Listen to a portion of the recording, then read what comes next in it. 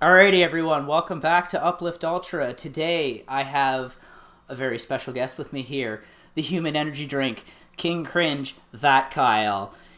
First and foremost, we gotta plug your merch, because this is brand new merch you got out here, too. This one and the fuck you one. That one is fucking sick. Where can they get this stuff at? Get on the Gear is a UK-based, it's like the pro wrestling tees of the UK, essentially. Okay. And they carry my, it's, like a name tag. It says, "Hello, I'm that Kyle." Yes, yeah. That's And then awesome. there's one, straight up, and then there's one that says, "I pinned your mom." Oh my god, that's amazing. You gotta keep Straight up. this creative because everyone's coming out with like the new shirts and whatnot. Clearly, everyone's got the new shirts and whatnot. The like just some of the crazy designs they come out with, especially AEW. My god, they're just churning them out like Legit. they're just churning them out like it's a t-shirt factory. That's like what they were at first, wasn't they? Yeah, pretty much, right? That was what I saw. It was like until their first show, AEW is just like a high-priced T-shirt company. I remember that tweet or somewhere along those lines back in the day. Back in Legit. the day, fucking 2019. You're rocking Jesus, a no flinch Nolan Edwards shirt. you're damn right. Yeah. See, that's one of my dream opponents right there. I've seen him against Dan Maff, and I've seen him against Jeff Cannonball, and I'm thinking to myself, this kid is so dope. And, like, he won't, like, respond to me on Instagram, so, like, but, like, we'll see what he feels right You probably now. have better luck on Twitter with him. Legit. I actually don't have a Twitter. I actually, Oh, really? yeah, I didn't really jump into it. Like, I've kind of put all the energy into Instagram almost. That makes sense. Yeah. You can do. I feel you can do a lot more with Instagram and a lot like. I don't know. It's weird because there's a lot of people like most of wrestling stuff is on Yeah. Twitter. I find, but there's quite a number of stuff on Instagram too. It's all like kind of the same. Like they all have to trust like every different type of media, but still, I feel that. it's just interesting. It's just interesting like that. Like if you go anything like that. But first, what you were saying there, that match against Dan Moff, that was the Well, first match I ever saw with him, and I was just like the whole time, like he's gonna fucking kill him. well, Like he's just gonna straight up and down just kill him. Like when he tosses him through the window is just incredible. yeah, and just like and it just stops. Like look, you can be done here. Like we're done. You can be done. Everyone here respects you. I respect you. But if you go any farther, you're dead. Like basically, and he's just like you're gonna have to fuck me up. It was just like, oh my god, this is And amazing. I think to myself, this kid is like what, like in his 20s, early 20s, right? Hmm. I'm like, I started when I was 19. You know what I mean? Yeah. Like I was right out of high school, and I'm thinking to myself, like, this could have been me. I look at Atticus Kogar, and I'm like, this could be me. You know what I mean? Hmm. But I'm like, I'm 27 now, but like, there's so much more left in there. You know what I mean? There's like this huge break and whatnot. Yeah. Fuck. So who did you train with to start with, anyways? Like, okay, so you know how when you watch like the Edge documentary, they show like the guys that he used to train with at Ron Hutchison's gym Hmm. in Toronto? Okay, so my trainer was one of those guys. He's El Fuego, Oh, okay. right? Okay. Rob Fuego. He opened Squared Circle Training in North York and Toronto, and that was like the premier school for like the entire time it was open. I'm actually not sure why he shuttered it up. I mean, like he had a whole second career, so maybe he was focusing on that. Who knows? But like, I'm actually super proud to say that I've been to Squared Circle. I trained there for 3 years. I was lucky enough to be with guys like these are the guys that were in my class. Okay, we got Kobe Durst. Have you heard of Kobe Durst? I have not. He's like probably one of the best things to come out of Canada, and he's on the like freelance wrestling and like Black Label. Oh yeah, Like yeah, yeah. he's on them and Okay. stuff. You know what I mean? Guys like Von Vertigo. Are you Hmm. familiar with him? A little bit. Right on. And his tag partner, Gabriel Fuerza. Hmm. He's awesome. Alexia Nicole, she's great doing things with Impact. The Alia, do you know Alia from NXT? No, but that name sounds familiar. Yeah, she was Vanessa Bourne's tag partner for a bit, and now she's with that Robert Stone dude. I don't really watch, but like you try to keep up with people that you train with. So like she trained with me at the same time. You know what I mean? Hmm. Guys like I'm trying to think of like Oh, Shane Saber. Do you know Shane Saber? No, I don't. Shane Saber's part of the Space Pirates. He's like, they've been tag partners or tag champions. Him and Space Monkey. Do you know Space Monkey? Have you seen him? Yes, I have. You've seen Space Monkey, right on. He's great. So yeah, they're a tag team, and Shane Saber was actually my very first one-on-one opponent in front of people. Oh, really? And oh, absolutely. And he carried me through a match that I got to tell you, the ring was in disrepair. I have no idea where they got this thing. The first match, they were running the ropes, and this thing was moving. Like, you know what I mean? Like, this is terrifying.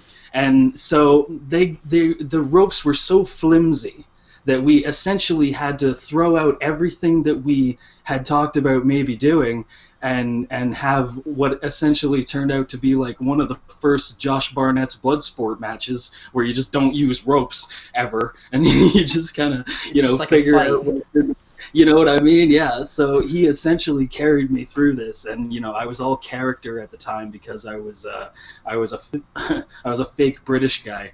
Like in like I would do the British accent like the minute I walk into the building. You know what I'm talking about? Yeah. And I'd be Adrian Anarcho.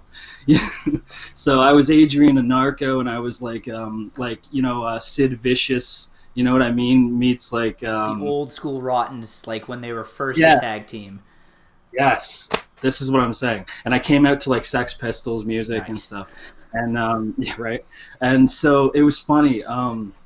So like I said, he carried me through that match, and it ended up being a screwed up finish where the ref didn't, count the 3, so he like turned it into a submission, and like I had to tap out, and like so I don't count that as like something that I lost, so I'm technically still undefeated. Fuck yeah.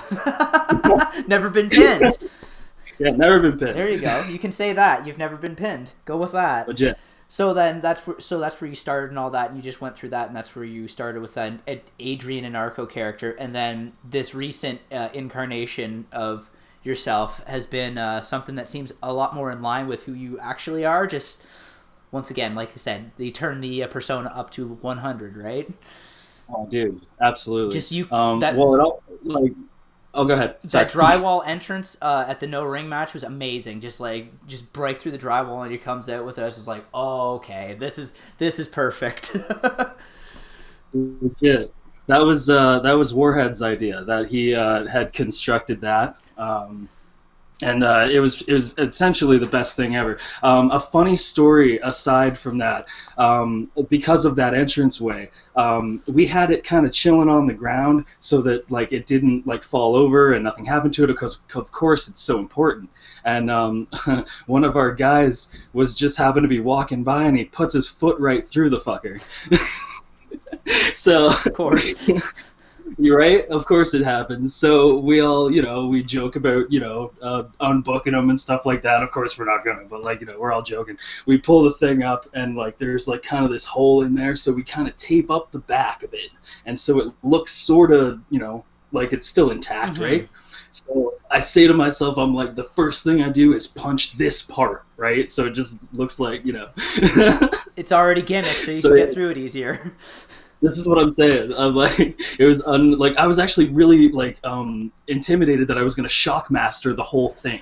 Okay, like I was gonna trip on the thing, my hat was gonna fall off, I would have to run and grab it, right? And that's all I could see happening. But I was so lucky. That's good. That's good. It really worked. As soon as you came out, I was like, all right, here we go. This is gonna be something. And smacking him with the can and all that was just like, oh, it was great. Was that before or after the Twisted Tea video came out? That was very much before, man. That nice. was like 2 months before that, dude. In fact, I went on my Instagram and I took like the little like 0.3 second clip of me doing that to him, right? And like I was like, I did this before it was viral. Trendsetter. The only reason it wasn't viral was it wasn't an alcoholic beverage. Close. Hey, shit, this is close enough, frankly. Like, holy shit. I couldn't even imagine drinking this with... I don't know how people do, like, the Red Bull and whatever. Like, I couldn't imagine putting, like, any alcohol with that. That's insane. Oh, man. Like, once I heard, like, what a Jaeger bomb was, I was like, no. Are you kidding me? No. Just give me the like, shot again. And I have a bad relationship with Red Bull. I can't. Did you see that Madman Pondo video? Of him talking shit? Yeah. Yes, that was great. I was dying laughing. I was just like, no way. Of all people, of all people, Madman Pondo, my God. Yes. I remember watching him like in the early 2000s when I was still like, what is deathmatch wrestling? That was just like, oh, okay, this is it. Oh, yeah. Oh, dude, I have this DVD right here, this Double Death tournament from like IWA Mid-South, I think, and it was like, what is it? It's right here. It has Madman Pondo and Too Tough Tony, and that was like one of the first like actual like deathmatch things I've actually owned ever. So of course he's on here, and this is a tournament, so there's like 3 matches, and he like wins or whatever, or gets to the end or whatever. So like you get to see a lot of him, and then like his podcast with Colt Cabana is one of the funniest things I've ever listened to, and I relate to him so fucking much, man. Like it's so cool. So like to get him to roast me was the most coolest thing I've ever had. Like, so far in my career, at least. We're still young in this. That's awesome. Yeah, legit. So was he like something as like the inspiration as a wrestler, like to be a wrestler growing up, sort of thing? Definitely like an inspiration in the whole deathmatch thing for sure, because I would watch him in the ICP like wrestling things, like the JCW, yep. Right? Like I would watch those weekly pay-per-views back when that was a thing. And that was back when he was like the champion, I think, and or whatever. And so he was a big part of that. So there's that, and then listening to him on the podcast and everything, and like the innovation of like the bat with the saw blade, and like the stop sign, right? And like, oh man, just like I love that his finish is actually listed as a stop sign hit to the head. I'm like, this is brilliant. I'm like, if anything, I want my finish to be just a smack of a can to the face. Like that's, what I mean? As an inspiration, you know what I mean?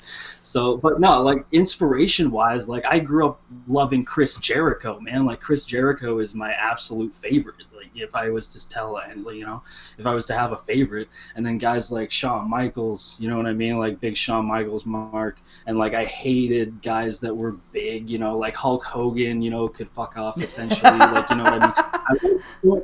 I love Stone Cold Steve Austin, though. Mm-hmm. Like, so I don't hate on dudes that did well for themselves. You know what I mean? Like, but, guys that were big, I was never a fan of. But I did like the guys that spit in the big dudes' faces and, talk shit the whole time. Like Roddy Piper, who was essentially the reason I wanted to do wrestling at all. Was Roddy Piper. Just seeing this Hulk Hogan documentary that my mom happened to be watching in the living room, and I was like, going in between, getting snacks because I was gaming, you know what I mean? She just happened to have it on, and it was like, he was all like, brr, brr, I'm brr, Hulk Hogan, brr. And then there was this guy that was just talking like, Hulk Hogan, the whole time, like just spitting in his face and just getting right up in his face and just talking shit and didn't care. And I'm like, who is this guy, right? Wearing a kilt the whole time.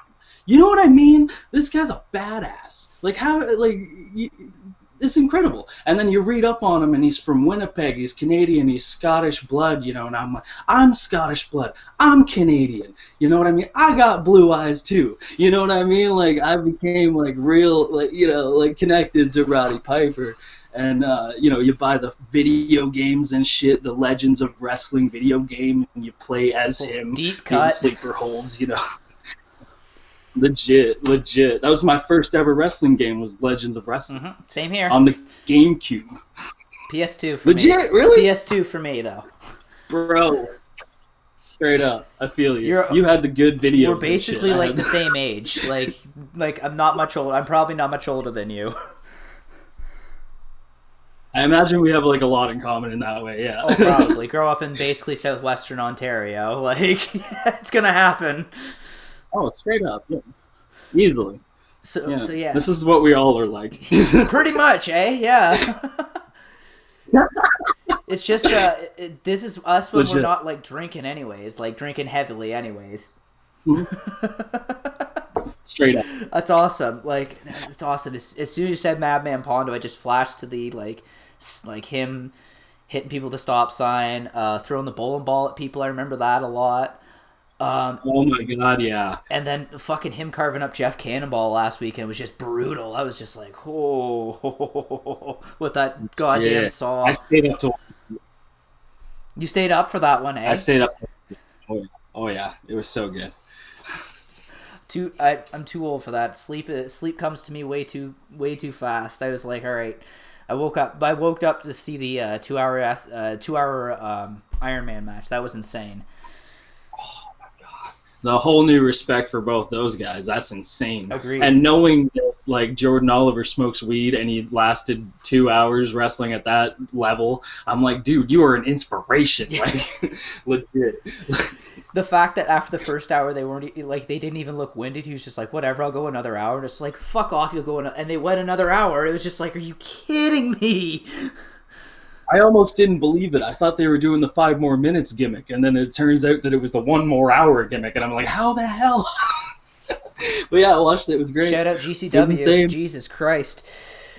I hope to work there. Oh, that would be sick. That would be sick. Oh, fuck. Oh, fuck yeah. Easily.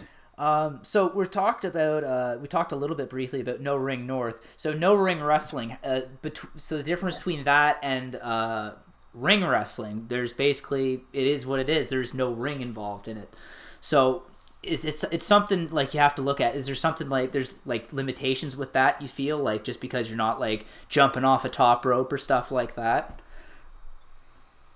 Well, in terms of limitations, it kind of eliminates all limitations. The ring itself and the arena and the venue in and of itself, it presents its own limitations, you know what I mean? Mm-hmm. But when it comes to no ring, and if you're in control of the surroundings, like we happen to be lucky, the last place that we filmed was private property on the outskirts of Lindsay, Ontario, you know what I mean? Like, so like it was really no big deal, and you know, COVID protocol was a thing, and we had to sign a waiver with the property owners, you know what I mean, just in case any of us got hurt, you know, whatever, you know, classic legal stuff. Right?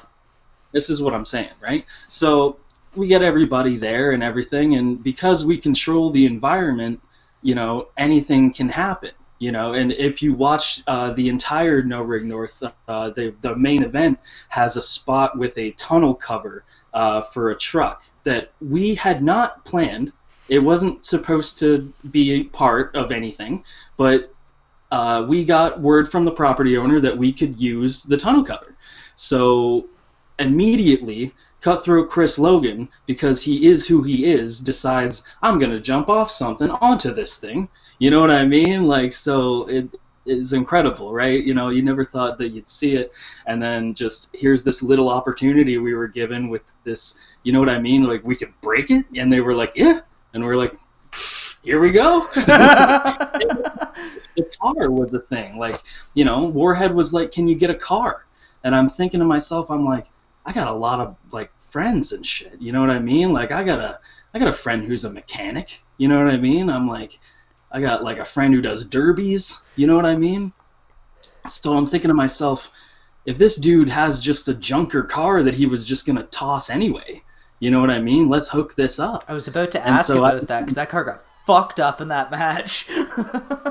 Bro, it got way more fucked up after everything was done. Oh, like, you know, like we took the door of another car and tried to put the door through the windshield. Like, attempted, like, very hard. Like, we eventually made it, but it took a few tries. For a junker, it looked pretty good. I was like, damn, somebody parked their car in a real fucked up spot. Like, bro, it's supposed to have that feel where it's just like, yo, this car is just here and it's getting fucked up. What's funny about it is we weren't allowed to use the other cars that actually surrounded the battlefield, if you will, because, you know, they were other people's cars, you know? So we kind of just used them as sort of like a decoration, you know? Kind of like, it makes it seem like a parking lot fight sort of thing, but it's a different scenario. It's really cool just because it changes, like, it's sort of like, it's why I like ICW No Holds Barred, because they just do like the craziest locations and shit like that. I really like just dig that whole like, instead of we're at so and so arena or so and so coliseum, blah blah blah. There's a bunch of people sitting in chairs. No, we're at a bar, and this is literally on the bar floor, and there's people just making a circle around us like it's a straight up and down bar fight. Like, or you're out on somebody's backyard, like it's just everyone out for a drink, and then hey, fuck you, let's have a fight, sort of thing. It seems much more natural when you know, like if you know like actual fighting and stuff like that, actual fighting, you know what I mean? Like, if it seems like it'll actually, like, it just seems more natural to me, like especially like your guys' match, and then how it just immediately afterwards, just one just started right afterwards. It was perfect. That's what I'm saying. They did a lot of that for the first one, the very first No Ring North volume. It was all about how, like, they were all kind of meeting there, but they all didn't have anything to do, if that makes sense. So they kind of found ways to get into the fight that were, like, something that wasn't natural, something that you don't see a lot in wrestling, where, you see it in, like, the video games, where, like, you were trying to do, like a backstage brawl, and how they get into it is Buddy's having a coffee or whatever, and then he knocks it, out of his hand, and that's how the fight starts. I remember that from, like, some game that I played. Right? So it was a lot like that, where it's just, like, in the second volume, the one that I was in, the main event started only because Chris Logan was pissed at Tyler Hill because of what happened at the previous volume, like between the two of them and what Tyler Hill did to Tyler Arrow, and everything like that. That was how that organically started, and of course there's nothing organic about Kyle, you know what I mean? So that whole thing, of course, is what it is of me. The whole thing was I talked shit about Warhead in a promo, so he wanted to beat respect into me, so that was how that happened. It was, yeah, straight up. So we got into it, you know what I mean? Like, he's like, I loved the part where he tried to sit me down for the bar fight, you know what I mean? The butcher, I know what I mean? The butcher fight. Straight up. And Necro Butcher, yes, sorry. There you go. I'm stoned. I'm stoned. So straight up, brother. So anyway, tries to sit me down for that, and Warhead has been in the ring with Necro Butcher, you know what I mean? And he's been in the ring with Sabu, and he's been in the ring with Balls Mahoney, you know what I mean? Like, R.I.P. of course. And you know what I mean? So this is incredible as it is, you know what I mean? Like, to even be across from him. But he thinks that I'm going to fucking sit in a chair and let him punch me in the face? What the fuck? Are you kidding me? No. I've seen matches of his before. I'm not going to sit there. So I give him the fingers, and the first thing he does is grab my shit and, like, It that's worked. All it took, it didn't seem like set up or anything like that. Or you guys set it up perfect. Like, he's talking shit. Where is he? And here he comes through the fucking drywall, and just comes out. And like you said, you didn't play into his game. You knew exactly what he was about. And you're like, fuck that. Legit. but yeah, it worked. It worked. It was really great. I hope. Like, fuck. I hope this shit ends soon so we can get back to actually having shows and shit like that, because I want to see more. That's all. I just want to see more. Legit.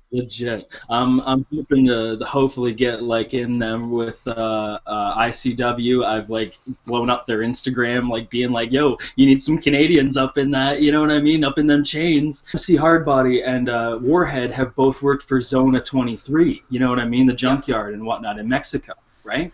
So they have, they've worked there before, and then Danny's talking about taking ICW, No Holds Barred, to the junkyard, right? And I'm thinking to myself, I'm like, this is incredible. I'm like, if it happens to be where, like, Chad and Warhead and Hardbody happen to be, you know what I mean? Like, part of this, I would be part of it too, maybe, if they're, I might sneak onto the bus and just, like, go underneath, like, Sideshow Bob, and just, like, strap myself to the bottom, you know what I mean? So they have to take me.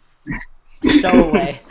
Straight up. So, and that's just being a dreamer, you know what I mean? Like, that's just, hopeful shit. You know what I mean? Same as a match with G Raver is hopeful shit, and like a match with Bam Sullivan is hopeful shit. You know, but Bam did say that he would come to Canada and he would do it, so that's pretty dope. But like, you know, we just gotta wait for fucking COVID to end. Whenever. Fuck. You know what I mean? Hurry up! I just give me the poke in the arm already. Like, Jesus Christ, let's get on with this shit. Legit, I'll take any arm poke.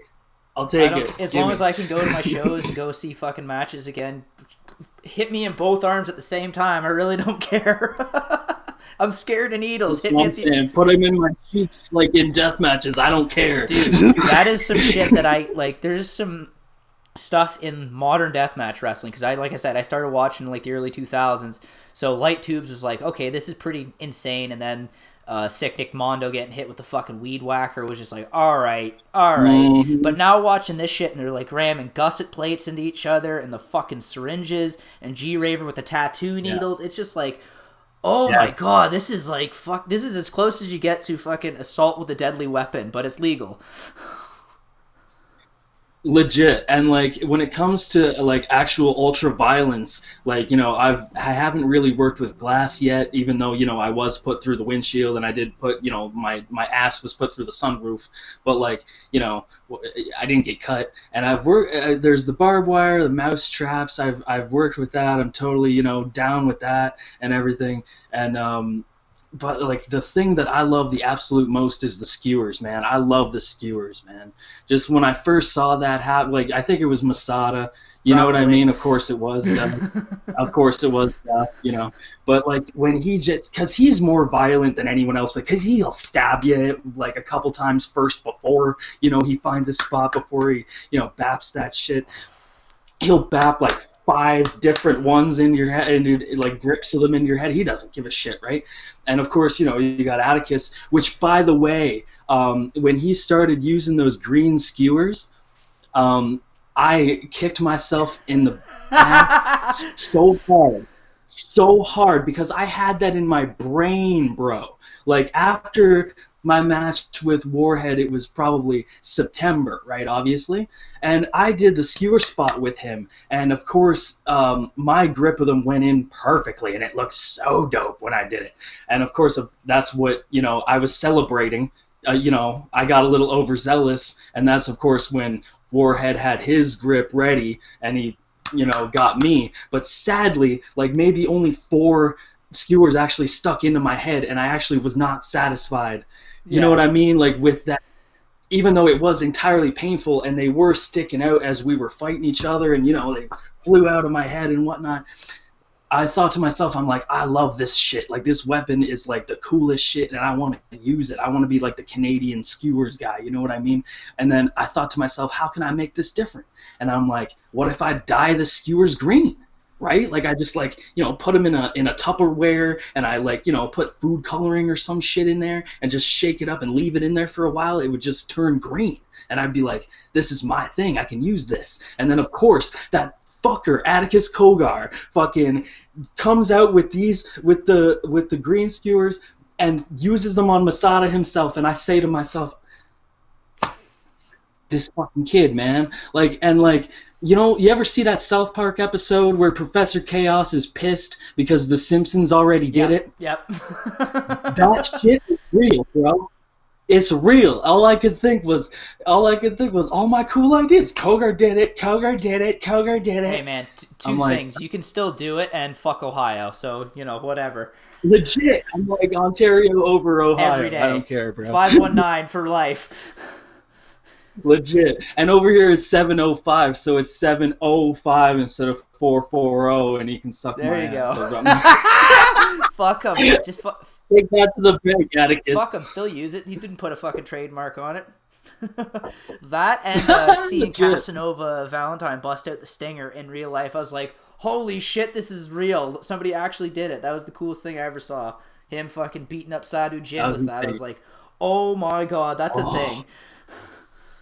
Bro, man, that's another guy too, Cass. I would love, because he has come to Ontario before. He's worked with No Limits Wrestling a couple times, and that's out in Hamilton. And if he's willing to go to Hamilton, I'm thinking maybe, he'll probably go anywhere in Ontario, right? And it's just like, yo, he's the king of the no-ring deathmatch. This is no-ring North I'm working for. You know what I mean? How does he not, want to make a sting? You know what I mean? Or, well, that's probably a bad way to say that, but make a statement. You know what I mean? Like, yeah. Once his elbow gets better. I think he said the cast's off, but he's still got like another couple weeks or so to go with it. Yeah, I watched that match and I watched him come off, and it was like, that did not look right. That landing did not look fun. I thought he just like racked his knees or something like that, but then he's like, oh, elbow's broken. And I watched back. Oh no, all elbow. Oh. Oh yeah. There's no give to that fucking. There's no give at all with that floor. It's just straight down to the pit. Oh my god. No. I want to rock that pit hard too. Like, I thought about that as well for a No Ring North thing. Like, I have a friend of mine that owns an MMA gym, and he actually sold a cage. You know what I mean? So like recently, and I was like, shit, bro. Like, if you still had that, man, I'd be buying the shit. I don't care, man. I sell my things. You know what I mean? Get that cage and shit. Legit. So we've talked a lot about like the American promotions. We talked a little bit about about No Ring North. So the Canadian indie scene doesn't really get enough love, as far as I'm concerned. Like, the indie wrestling scene doesn't gets a bit of love as it is. The Canadian gets like next to nothing when it comes to that. So how is that? That's obviously a struggle with you trying to just get like notoriety and whatnot. But is there any hidden triumphs to any of this when it comes to the indie scene, with the Canadian indie scene, basically? Well, what's weird about it is, like, Americans have this thing where they don't really like acknowledging Canada unless they have to. Like, it just kind of seems like a pattern that just seems like a thing. You know what I mean? Like, maybe I'm wrong, who knows? But essentially, when it comes to Impact Wrestling is basically based in Canada now. So a lot of Canadian guys have gotten a chance there, and they will continue to get a chance there. And because Scott D'Amore has such a big, role in Impact, and he is like one of the premier trainers in all of Canada, a lot of guys are getting chances that a lot of us probably would never have gotten unless we happened to travel, I've trained with guys who have done WWE tryouts. I've trained with guys who have done, Impact tryouts, guys who have straight up done Ring of Honor. You know what I mean? And I can't really speak to the process of, like, audition, not an audition, but like a tryout of any kind, because I haven't really been a part of it. Like, I've done seminars and stuff like that. Guys like Michael Elgin and Sanjay Dutt have been here and whatnot. And that's another thing, too, is that when guys come here, it's not a big deal to anyone outside of Canada. So when Impact does its shows in Canada, or it does its collaborations with the Canadian independents like Smash, or I think that might be the only one that they have worked with so far. Oh, Alpha One. Alpha One's another one that they've worked with. Ethan Page has everything to do with that. I don't know what their relationship is with Rock Solid, but Cody Deaner's their heavyweight champion. Yes, Rock Solid has been to my neck of the Same woods. here. I've actually set up 200 chairs for their shows. Yes, I set up chairs for their show. It was all cool. Great guys, an incredible promoter. He's so nice, very nice to me. Anyway, so essentially what I was saying was that, like, because we are up here, there's so much stock for, like, Americans coming here means so much to us, right? But us going there means almost nothing to them. You know what I mean?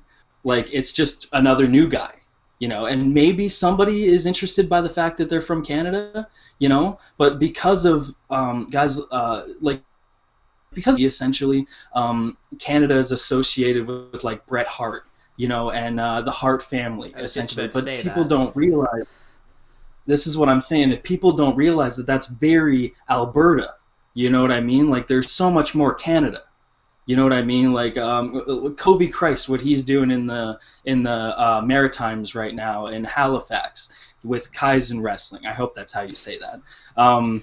Search me on that one. He's doing incredible things. Straight up, he's doing incredible things out there, and you know, we have such a wide variety. Like Montreal has such a wide wrestling scene. Has been You know, for fucking C4 ever. wrestling in Ottawa. Insane, right? This is what I'm saying. And like C4 in Ottawa is a huge promotion, like, you know, way bigger than, you know, they get credit for. And Hamilton has produced a lot of wrestling. You know, Alpha One, Courage Pro Wrestling, Fringe Pro is what I worked for. They're not around anymore, but that was a thing. You know, there's probably like 3 or 4 Windsor's others. another one that comes to mind because they had Impact Tape-ins there for a while, and they had Border City Wrestling back in the day. I don't know if it's still a thing, but I remember way back in the day reading about it. I think it still is. Guys like RJ City and guys like, you know, Josh Alexander and stuff like that. They've worked there before, and like Tyler Turva's there, and you know, I've seen, you know, these are all guys from Ontario. You know what I mean? That I've seen, you know, either at my school, or I've, you know, set up a ring that they were at a show for, you know what I mean? And it's really cool seeing guys like Ethan Page and Josh Alexander on Impact make such an impact, you know what I mean? Like, quote unquote, and on the tag team division and whatnot, because that puts a spotlight on Canadian wrestling, which absolutely wasn't there before. It's just kind of sad that it was in Impact, which, you know, a lot of people weren't watching at the time. I happen to be a huge fan of Impact, and I don't know why more people don't watch it. But, you know, I have an answer for that, but keep going. It is what it is. It is what it is. You know what I mean? Like, you know, they're doing a lot of stuff, you know. But, you know, if anything, my character fits so well with that attitude of like wrestling is supposed to be fun, even though, you know, guys like, you know, Jim Cornette, you know, he wouldn't be saying such a thing, you know, even though if I could, I do happen to be a Cult of Cornette certified. Oh my god. Member. They actually give out fucking diplomas and everything, eh? Holy. Yeah, bro, I paid like $10 for this piece of paper that he put his fucking name on. Carnies to the end, man. Holy shit. Like, I was worked, but you know what? Like, I love this, and I keep it on my wall. And every time I think about like what I'm gonna do next in the deathmatch world, I think about it, and I'm just like, I hope he sees it. You know what I mean? I hope he tells me that he wants me to boil and boil in oil and sell my fat for soap. You know what I mean? God. I'm like, I don't care, bro. Oh man, it's life. So awesome because yeah, for somebody who talks shit and calls everybody outlaws and mud shows, for somebody who's been blackballed and fired from every promotion he's ever worked for, Legit. Anyway. Nah, I love me some Cornette, bro. I love me some Cornette. I listen to his podcast. Like, this shit is entertaining. I don't care. And, like, he does say, you know, mud show guy, whatever. I'm like, I'd say to myself, I am an outlaw mud show guy. I absolutely am. I wrestled in mud, and that did happen. You know? To quote Eddie Kingston, I'm a G and an outlaw, and I hang out with G's and outlaws. That's, fuck yeah, that's life. That's how I grew up here. Like, fuck, that's how you roll. And it's just basically transfers over into everything you love. And there's one thing I wanted to ask. If you could change one thing about the Canadian independent wrestling scene, what would it be? The exposure, bro. Like, honestly, what IWTV is doing right now with Canadian wrestling is incredible. Like, you know, you can go on there and you can find Death Proof. You can find CBPW. You can find Alpha One's whole catalog, you know. No Limits Wrestling, Pro Wrestling Ontario, you know, Kaizen Wrestling's on there. That's from Halifax, obviously. You know, No Ring North, it's on there. Just saying. Yeah, it is. Legit.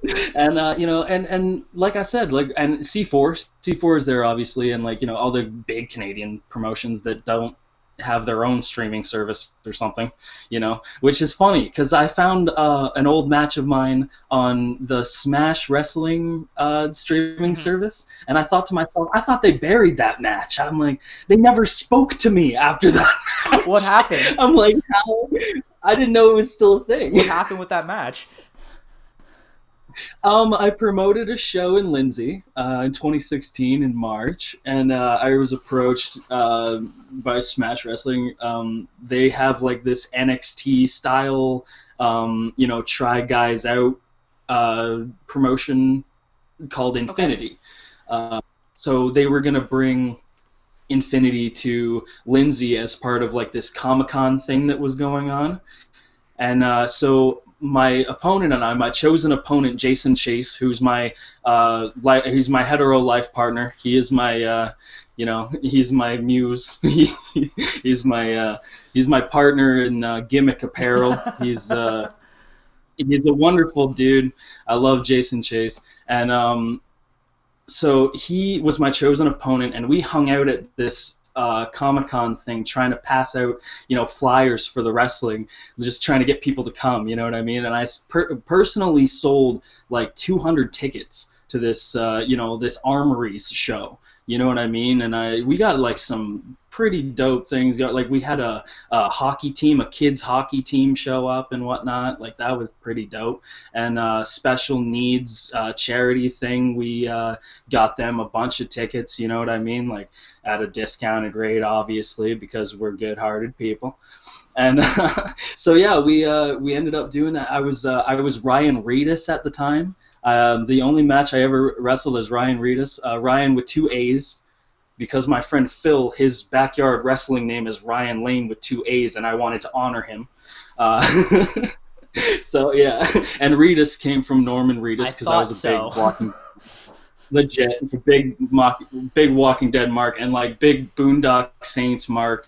You know what I mean? Like I love Norman Reedus, he's the shit. So I took his last name and I wanted the RR. Just good alliteration. I like Stan Lee, like the alliteration. This is what I'm saying. I like that. So, and Adrian Anarco was also an AA. So, it rolls off the tongue. Legit. This is what I'm saying. So it was Ryan Reedus versus Jason Chase, and right off the bat, they asked me who I wanted, and I could have had RJ City, I could have had Josh Alexander, I could have had, you know what I mean, any of these dudes that they have a relationship with that probably could have propelled my career, you know what I mean, like further than where it was, and they probably would have been happy to have them on the show and whatnot. But I chose Jason Chase because he was my bully in wrestling school that bullied me to be better and then became my best friend. So I'm like, I need to wrestle him in my hometown. It just has to be a thing, right? But Jason Chase himself, he is a very outspoken, very opinionated guy, and sometimes that rubs people the wrong way. So it had been a thing that maybe the promoter was like, are you sure you want Jason Chase type of thing? And I was too sure, you know what I mean? Like, way sure. And, they didn't do him any favors. They didn't put him on the poster. They didn't, they announced matches. They had, Zandra Bale versus Alexia Nicole. They had Tarek versus Gabriel Fuerza. And they had Lindsay's own Ryan Reedus will be appearing. They didn't have a... Okay. Jason Chase, you know what I mean? And it was like, oh, man. So right then and there, that was a little bit of a fuck you type of thing, a little. So we worked the show, and of course there was like, the 200 some odd, there's 180 some odd people there, So basically they wouldn't give us main event. They gave us semi-main event, even though technically everybody was there to see me. You know what I mean? But it was Politics. like whatever. This is what I'm saying, and it was no problem to give up main event to Shane Saber and Maybach Beta, because those dudes are dope, and I trained with both of them, and they're awesome, and they're way better than me, and you know what I mean? So I was just like, okay, cool, no, this makes sense. But he did ask me to get on the mic after the match was finished and actually do a promo and actually ask people to stay, essentially, just to be like, yo, there's one more match, and they're badass, and don't leave just because I'm done. You know what I mean? Essentially, in so many words. So I did this, and it was already funny because I wasn't supposed to stand under speakers, and there were speakers above the ring, and so I'm like trying to like awkwardly like be over the turnbuckle like this, and like have the mic in my hand and try not to set off the Feedback. the screech, you know what I mean? That Feedback. happens. So I was, yes, the feedback. I was avoiding the feedback the whole time. And, so that was awkward enough. Made more awkward by the fact that I had a rib that was broken and is still fucked up to this day. There's a little bit of a bump there. I call it a bone spur because I think that's what it's called, I think. And they essentially told me that if I wanted, they could open it up and like sand it down and like, you know what I mean? But it just ran the risk of complications, and I'm not one to put myself through invasive surgery for almost no reason. So I just have this dope like bump on my chest now. It took that on a German suplex, and I swear to you, I didn't even know my rib was broken. I just thought I was so winded because I hadn't wrestled in a little while. I know what you mean. So I just figured, this is what I'm saying. I just thought I was winded. So I broke one up here doing jiu-jitsu, and I thought the same thing. I was just like, man, I'm fucking really out of shape because I'm like having a hard time like pushing through this. But no, I had a broken rib. Legit, this is what I'm saying. I'm on like the stairs after going like this, like, like, you know what I mean? Thinking I'm just like sucking wind, and I didn't realize that, I have a broken rib. I wrestled for 8 minutes with a broken rib, and I'm just like, whatever. Fuck it. And I'm pretty sure I fucked his nose up doing elbows to his head, but he leaned in to another elbow to fix what I had done to his nose, and that is kind of incredible. Canadian. Which just leads to the genius of... Yes, Canadian. That's what I'm saying. Just lends to the genius of Canadian wrestlers and Jason Chase himself. So, and Jason Chase did this thing where he pins you, but he's got one arm on you, and he does push-ups, kind of like Scott Steiner, right? There was a guy on the show that was like a fitness guy. Like he was like a Richard Simmons jacked up, that was like what his gimmick was and shit. So he did jumping jacks and, push-ups and stuff. So he got all mad at Jason Chase after the match was over, and you could hear him yelling at him. And Jason, he does not take shit from anyone. And he knows that he was doing that long before this guy even got into business. So he kind of essentially like said that, like, to his face in front of everybody in the locker room. Meanwhile, I'm stuck in air on the stairs, not even knowing that this is happening. So there was drama there. And like, I feel like we did a good job and everything. And I feel like the match was really good. So I don't know why we weren't kind of contacted after or anything about anything. I got $100 payoff for that, and I'm not afraid to say that I lost $1,400 promoting that show. You know what I mean? Like I paid $1,500 essentially for the whole thing, and I got paid $100. And like Jason Chase got paid, and like the other guys got paid, and that's all that matters to me. It didn't really matter to me about the payoff. It was just the whole like, guys, you didn't even say nothing to me after, and then you're putting my match on your streaming service. And Jason Chase is the one who found that, by the way, and he showed me, and he sent. We have it like on like because you can't really replicate that because they own it, but it's like we like are on it, if that makes sense. Yeah, it's a weird thing that like you have to pay to watch your own fucking matches back, because even if you were in it, you're not the only one to bring this up. I've seen a lot of wrestlers talking about this on Twitter. It's very fucked up. I can't imagine what those Lucha Underground guys go through, especially the ones that live in Canada. You can't find the thing anywhere. Oh, I literally have just torrents of any of that. Not afraid to say that one. Fuck them. Legit. Fuck them. And fuck El Rey Network. They just fucking like jobbed out those guys. Fuck Pretty them. Pretty much, man. That's absolutely... Yeah. Fuck them. Fuck them. Fuck them. The worst bump or injury you've taken so far? Shit. Okay. I've had 3 concussions. Oh, shit. 2 are wrestling. Yeah, 2 are wrestling related. One happened in training on a botched sunset flip from the top rope that got fucked up, and the guy, I landed like on his back with my head on his ass, and instead of kind of gently, this is what I'm saying, instead of gently letting me down or something, this guy just kind of went, whoo, and like his ass and my head and the mat went like this. And that was just in training, and that was concussion number 2. And then the first one happened in high school, so it doesn't count. And so the one that happened during the show, there was this guy named AK-47 who I trained with. He's awesome. JK-47, sorry, fuck. And he did this little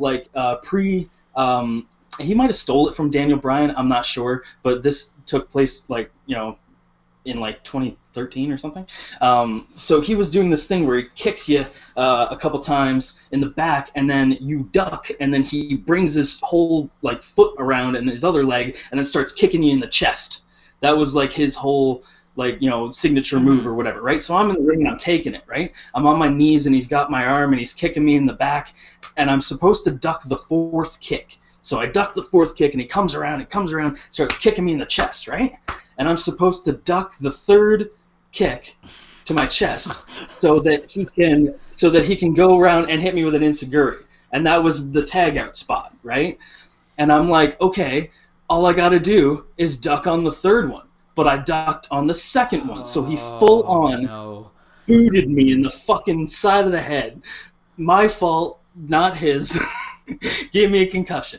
So I knew enough that after this was a thing that I had to tag my partner. So I tagged out, and he comes in, and the finish is supposed to be he hits Wade Barrett's wasteland, you know what I mean, on this dude, and I come off the top. The illegal man, me, comes off the top, hits a fucking elbow drop, and then rolls out as Buddy, who is legal, is taking out guy's partner so that he can come back and pin the guy and win. So I remember this while I'm concussed on the apron, right? So I see him have this guy in a fireman's carry, and I said, oh no, I'm going to miss the spot now. So I go, concussed, go up to the top rope, and I hit what is described by many that were there as a Shawn Michaels style elbow drop. And I thought to myself, the only way I can do a Shawn Michaels elbow drop is if I'm concussed. This is my life. You know what I mean? I don't even remember doing it, And so we finished the match. It's all good to go. The music hits. We're all winning and everything. Everything's great. And I get to the back and, seeing stars. And, I'm in Hamilton and I live in Lindsay. And I have to drive home with someone, And I'm just like, this is my life. It's ridiculous. But, yeah, that was probably the worst that happened during a show. But No Ring North, when I was landing on that car, bro, I had no idea that it was going to hurt that bad. When I was going to land on the car, I had no idea it was going to hurt that bad. Just that sentence alone, for fuck's sakes.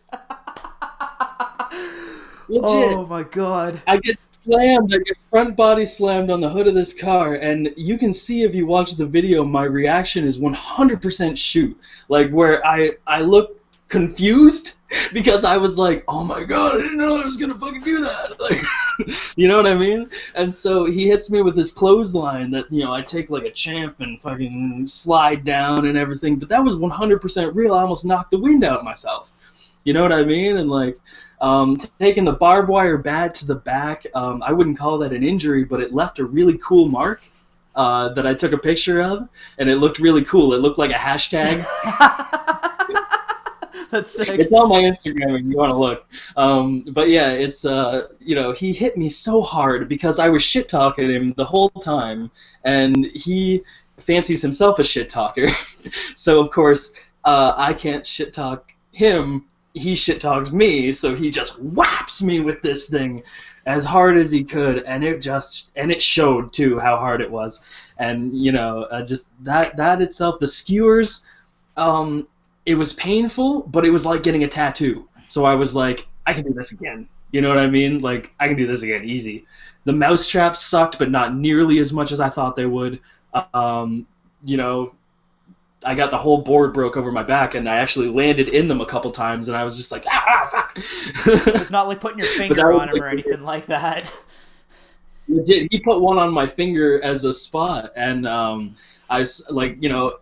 it hurt a lot less than I thought it would, but I still was so anxious about the fact that I was getting a mouse trap on my hand for the first time that I screamed like a bitch.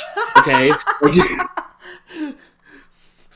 It was the same with the skewers, bro. Like, he was babbing them into my head, and I was just like, bro, I'm gonna sell this like a motherfucker. But then I'm like, I don't have to, because this shit stings, man. Fuck. Like, and so, like, I hammed it a little bit, but, like, you know, for the camera, but, like, you know, that shit hurts, bro. But, like, I would easily take it again. It was like I said, it was like getting a tattoo. Which, by the way, one of my dream matches with G-Raver, I'm gonna end up taking those fucking tat needles to my dome. It's a thing that's gonna happen. You know what I mean? Like, regardless of whether I'm okay with it or not, it's a G-Raver match. It's gonna happen. You know what I mean? So I'm fully prepared. Like, my body is ready, you know, for such a thing. But, like, you know what I mean? Oh, man. Like, but injuries, like, in training have been the worst. Because, like, there was this time we were doing blow-up drills, you know, the one where you sweep the leg out and you pin him and he throws it off at one and then he sweeps your leg and you go down. We would do that for minutes upon minutes, bro, like probably 5-minute intervals at a time, just you know what I mean?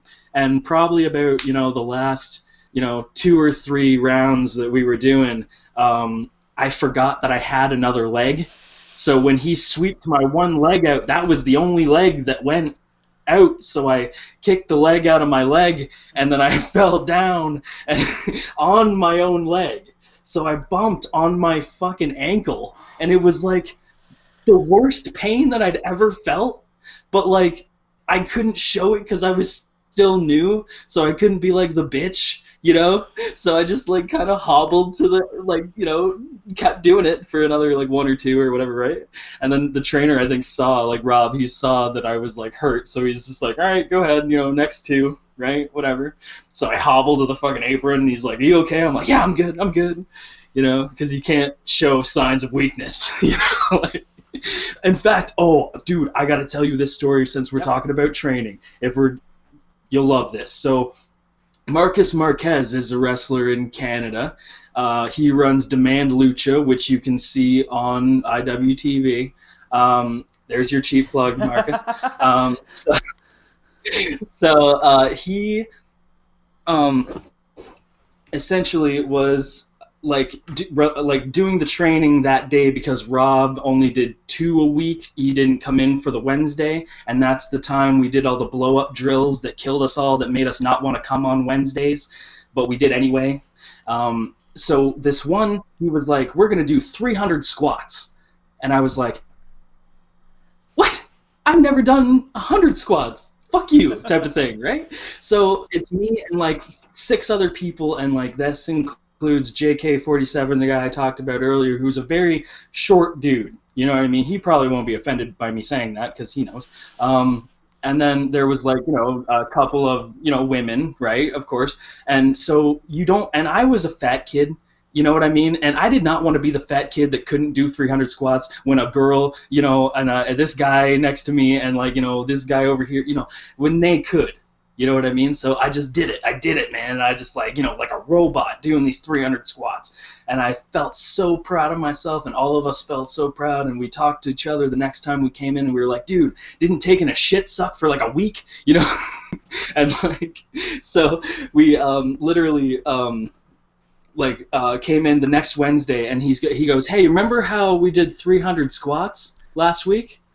Today we're going to try to do 1,000.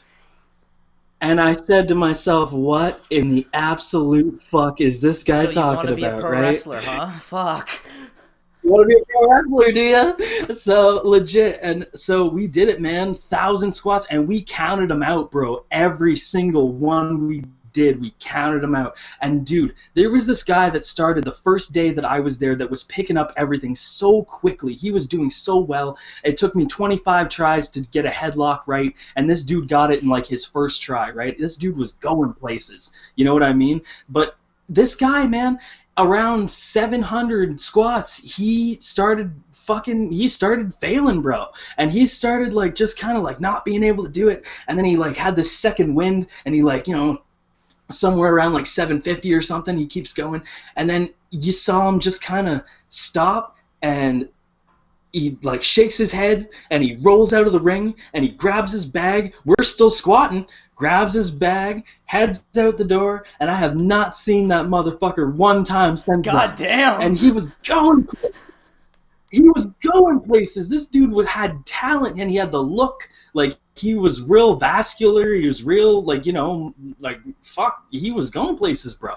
And I left. It's 760 squats, and I was so proud of myself, bro. Fucking, I was I was a fat kid, man. I was like 230 pounds, but like fat, like not even like really muscular or anything. And I made it, dude. Like, I did the 1,000 squats, and that's probably like the best accomplishment that I can hang my hat on.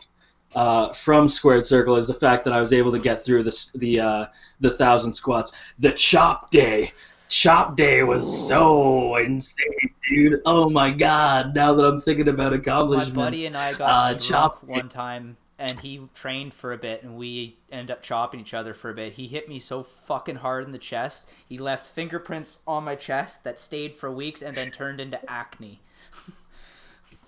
Dude, legit, I had purple chest, man. Like, there were capillaries and, like, blood vessels that had popped and shit that were just fucking, there was just, like, a zebra effect, man, of just, like, different colors across my chest. And I'm like, how the fuck is this legal that we were able to do this? You know what I mean? But, like, everybody got their chance, you know? Everybody got their shot. It didn't matter if you sucked at it. You got your shot, you know what I mean? And, bro, I will not be... And, like, I'll admit this right now, that when they hit me, the guys that knew how to chop hard and make that shit be, like, roll good, I fucking screamed, bro. I was, like legitimately, like, me and, like, 2 other dudes fucking just wailing because of these, like, you know, and they did it harder just to hear us scream more, you know? Sick fucks. So, like... Legit. They're like, you know, like when we took it, you know, whatever, and you know they laugh at you, and then you know they respect you because you took it, and then it's, you know, whatever. It's all good. Move on with your life, saying that you got through chop day. If anybody wants a visual representation of that, go watch Chris Van Vliet. He took like 200 chops to the chest for a video. It is fucking brutal, and Tyler Breeze hits him so good with one chop. It's like the perfect chop. He hits him with it so good. It makes the perfect sound, and he's just like done. Just done. Like, you just hear him scream and all that, and it's just like, oh. But that's brutal. Oh, just once. Dude's my fucking hero for that. All right, dude. Is there anything else you want to touch on? I don't know, man. I guess everybody out there that's listening, go follow me on Instagram. I just passed 1,000 followers. Yeah. You know what I mean? Like, pretty dope. I've never thought I'd get that far. So, like, you know, as far as that goes, like, I guess that means I can get that free fucking Pro Wrestling Tees store now, hope so. Because I don't have to pay $75. I don't have to pay $75 because I have 1,000 followers. There you go. Shout out Pro Wrestling Tees. What's legit. Up?